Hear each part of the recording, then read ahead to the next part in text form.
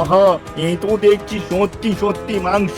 গতকাল হাড় চিবোতে চিবোতে দাঁতে ব্যথা হয়ে গেছে। আজ তো ভাইজান নেই, এই সুযোগে একটু মাংস খেয়ে নেই। এই বলে লাল রাক্ষস যেই মাংসে কামড় দিল, তখনই তালহা ঝোপের আড়াল থেকে আবারও বলা শুরু করলো। খাও খাও লাল রাক্ষস, মাংস খাও। তোমার তো আর মাংস খাওয়ার কপাল নেই। সত্যি তোমার জন্য বড্ড কষ্ট হয়। ভাইয়ের জন্য এত কষ্ট করো, অথচ ভাই তোমাকে এক টুকরো মাংস খেতে দেয় না।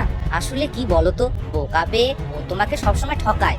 তালহার কথায় লাল রাক্ষস রেগে গেল। সে বলল, ওরে মানুষের বাচ্চা, তোর এত বড় সাহস আমার ভাইজানের নামে কথা বলিস? কোথায় তুই? বেরিয়ে আয়, তোকে আমি দেখতে পেলে এখনই কামড়ে দিতে পারি জানিস। সে তো আমি ভালোই জানি, তবে কামড়ালেই কি তুমি আমাকে খেতে পারবে বলো? সেই তো তোমার ভাই আমাকে খাবে, আর তুমি চিবোবে আমার হাড়। হা হা হা হা। সত্যি তুমি বড্ড বোকা। মানুষের বাচ্চাটা তো ঠিকই বলেছে। কি হলো, চুপ করে রইলে যে?